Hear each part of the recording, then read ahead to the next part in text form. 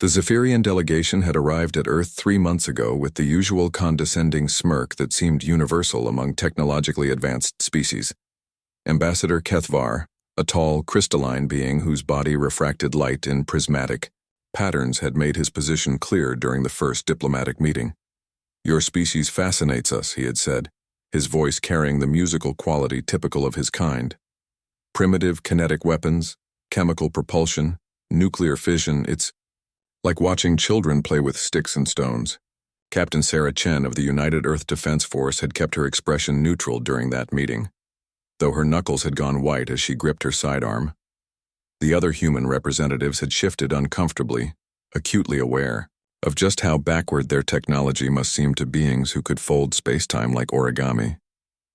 The Zephyrians had come with an ultimatum disguised as an offer: join their galactic collective as a client species, providing raw materials and manual labor, or face inevitable consequences when their enemies, the Void Crawlers, eventually discovered Earth.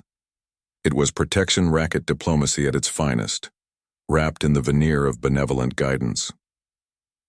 "Your projectile weapons," Kethvar had continued, examining a standard-issue rifle with the same interest a paleontologist might, "show a fossilized trilobite. They're quaint. Our personal shields can deflect objects moving several times faster than your fastest bullets.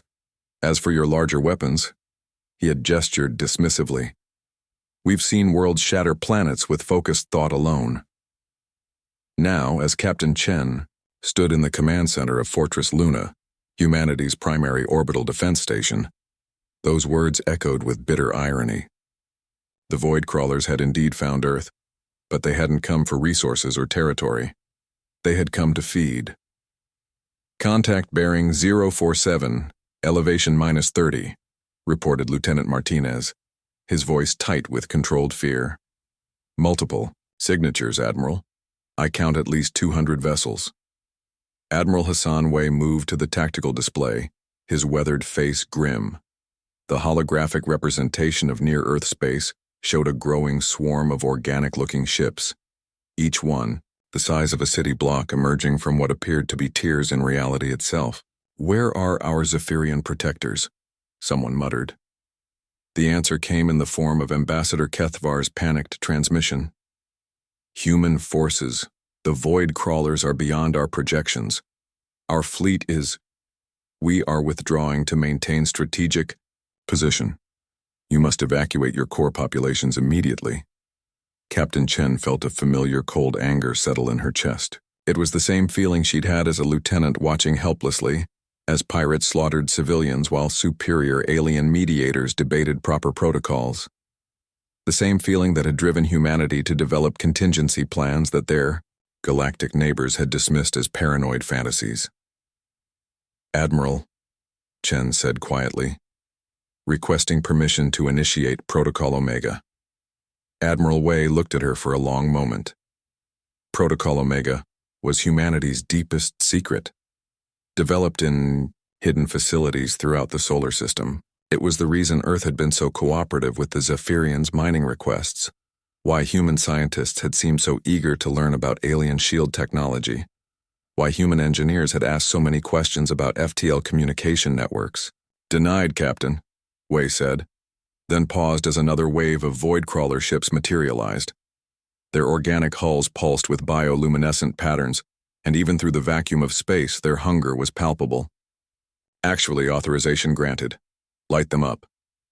Chen's fingers flew across her console, entering codes that had been memorized but never expected to be used. Throughout the solar system, hidden installations began to hum with power. On Mars, beneath the mining colonies, massive magnetic accelerators emerged from concealed silos. In the asteroid belt, hollowed-out rocks revealed themselves to be weapons platforms. Even on Earth itself, disguised satellite arrays turned toward the approaching threat.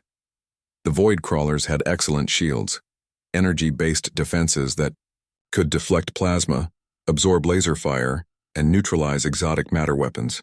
They had faced every advanced species in the galaxy and consumed them all. Their tactics were perfect, their technology supreme. They had never faced humanity's particular brand of insanity. The first salvo was tungsten rods accelerated to 30% light speed. The void crawler's sensors, evolved to detect energy weapons and exotic particles, barely registered the inert metal projectiles until they were already through their shields. Kinetic energy, it turned out, was still kinetic energy, regardless of delivery method. The second wave was more creative. Humanity had studied the Zephyrian shield technology extensively and discovered something their protectors had missed. The shields worked by deflecting or absorbing energy, but they created micro-dimensional pockets to do so. Human engineers, with their talent for weaponizing everything, had filled old nuclear warheads with depleted uranium dust and programmed them to detonate inside those pocket dimensions. Space lit up like the birth of stars. But the third wave was pure human spite. For decades, Earth's military had been developing AI-guided kinetic impactors, smart rocks that could adjust their trajectory, break apart into multiple projectiles, and even communicate with each other to coordinate attacks. The Zephyrians had dismissed them as crude automation.